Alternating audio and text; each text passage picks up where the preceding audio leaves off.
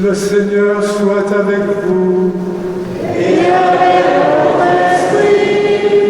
Évangile de Jésus le Christ selon saint Marc. Gloire à toi, Seigneur. En ce temps-là, Jésus appela les 12. Alors il commença à les envoyer en mission, 2 par 2. Il leur donnait autorité sur les esprits impurs. Il leur prescrivait de ne rien prendre pour la route, mais seulement un bâton. Pas de pain, pas de sac, pas de pièces de monnaie dans la ceinture. Mettez des sandales, ne prenez pas 2 tuniques. Il leur disait encore, quand vous avez trouvé l'hospitalité dans une maison, restez-y jusqu'à votre départ. Si dans une localité on refuse de vous accueillir et de vous écouter, partez et secouez la poussière de vos pieds. Ce sera pour eux un témoignage. Ils partirent et proclamèrent qu'il fallait se convertir. Ils expulsaient beaucoup de démons, faisaient des onctions d'huile à de nombreux malades et les guérissaient. Acclamons la parole de Dieu. Louange à toi, Seigneur Jésus. Alléluia, Alléluia,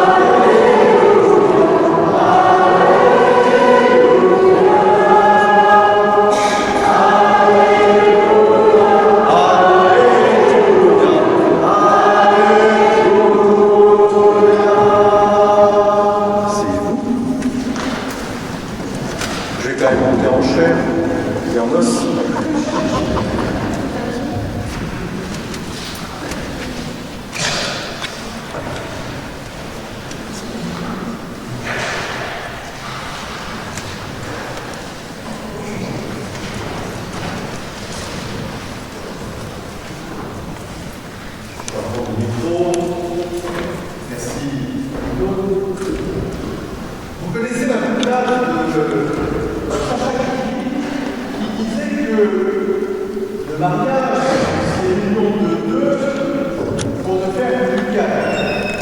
Reste à savoir lequel. Alors, je dis que cette dualité, elle était extrêmement importante à bien comprendre, puisque Jésus, qu'est-ce qu'il rigole ? Jésus nous envoie 2 par 2 en mission. Et je l'ai dit au début de la messe, on est toujours 2 par 2. La preuve, c'est que le Père Alain est avec moi et c'est merveilleux. Nous sommes toujours 2 par 2 parce qu'il y a le ciel et la terre qui s'unissent, parce que Jésus-Christ, encore une fois, est à nos côtés, il marche avec nous, nous ne sommes jamais seuls. Dans les foyers, eh bien, on a toujours besoin d'un plus petit que le choix chez soi, vous savez aussi. On est toujours 2 par 2, c'est très important. La première raison, c'est parce que nous sommes disciples de l'Église. C'est quelle Église?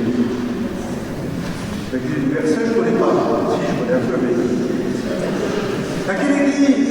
L'Église de Gabriel, l'Église de Martine, l'Église de Laure, qui nous est de retour pour la Saint-Luc, merci Laure d'être là. L'Église du...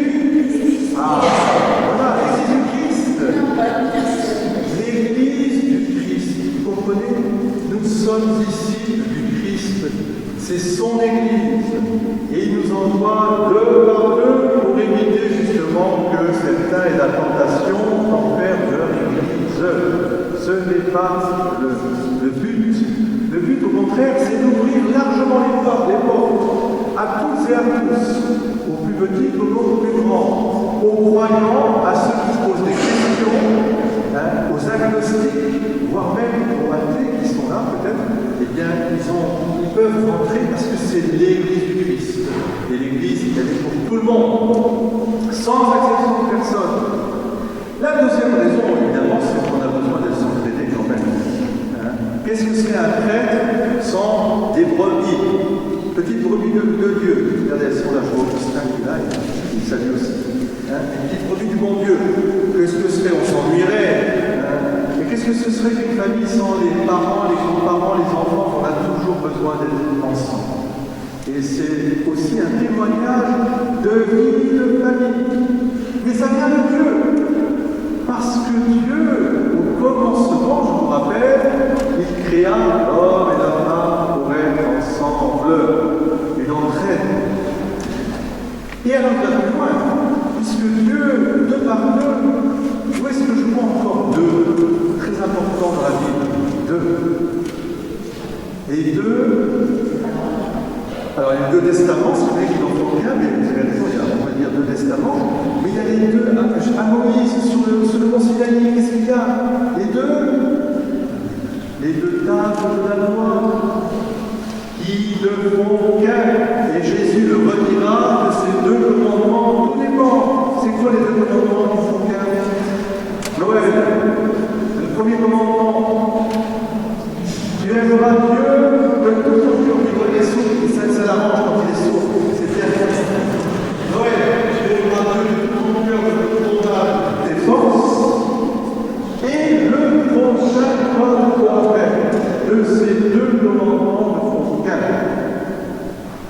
Donc vous voyez pourquoi c'est important de cheminer ensemble. On est toujours deux en fait. Il y a l'ange gardien.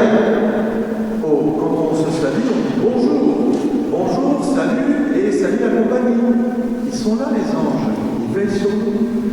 Il y a sur les bons petits diables, il y a des... D'accord? Il fait un petit signe. Ça, c'est l'évangile. Et alors, l'évangile, c'est pour aller annoncer la bonne nouvelle du salut, guérir, ramener, etc. C'est Dieu qui agit, c'est pas nous. Nous sommes disciples. Alors, c'est important, le Seigneur prend bien soin de dire ne prenez rien. Est-ce qu'il dit que ne prenez rien? Pas tout à fait. Qu'est-ce que les apôtres doivent emporter pour la mission? Alors, dites-moi, parce que là c'était négatif, moi je voudrais le positif.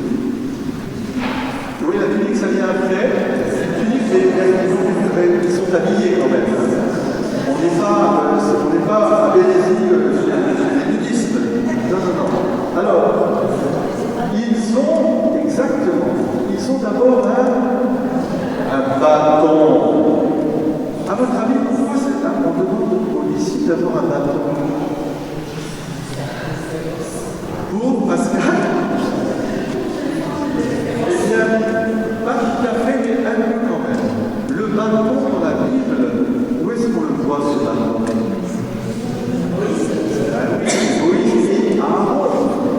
Le bâton est un signe d'autorité. On retrouve cela chez l'évêque, chez le pape. Il a une crosse. Une crosse, c'est un bâton. C'est le bâton du bon berger. Et comme dit Pascal, c'est aussi parfois pour donner des coups et repousser les méchants. Mais c'est d'abord un signe d'autorité, donc d'enseignement. La tunique aussi, c'est très important, le manteau, parce que c'est quelque chose, c'est un habit qui sacerdotal, un prophétique, comme nous portons notre chasuble. Mais vous êtes tous revêtus de Christ. Vous avez tous ce bâton, cette tunique, parce que vous avez été baptisés pour Christ. Vous revêtez de Christ, c'est le symbole d'ailleurs du baptême. Quand on baptise les enfants, on leur remet une robe de baptême. Hier, ici même, nous avons baptisé un enfant qui avait une robe de baptême, tenez-vous bien, 129 ans. Les grands-mères, arrière-grand-mères avaient été dans une robe de baptême, et là, le petit qui était baptisé, eh bien, revêtait cette robe de baptême. C'est magnifique, la petite. Et tout ça pour vous dire que c'est très important aussi de se laisser guider par l'Esprit Saint. Dans la première lecture, nous avons une lecture tirée d'un prophète qu'on appelle un petit prophète. Comment il s'appelle ce petit prophète qui est grand prophète? Amos. Et qu'est-ce que nous dit Amos? Anne-Sophie. Je n'interroge pas ton mari parce que ce sera encore un peu difficile. Amos, qu'est-ce qu'on lui dit à Amos? Alors, j'interroge les enfants, qu'est-ce que c'est qu'un bouvier? Augustin, vous savez ce que c'est qu'un bouvier? Eh bien, qu'est-ce que c'est qu'un bouvier, les enfants? C'est quelqu'un qui garde les bras, enfin, un bon bouvier, et il soignait les... Mais qu'est-ce que c'est qu'un sycomore? Ah oui, ça vient d'ailleurs, mais... Et c'est quel arbre? C'est le figuier, le sycomore. Et alors, cet arbre qu'il gardait, c'est l'arbre de la connaissance par excellence. Et il gardait les animaux parce qu'il gardait la création. Alors je soignais ces sycomores. Et alors Dieu m'a saisi par derrière et m'a dit tu prophétiseras.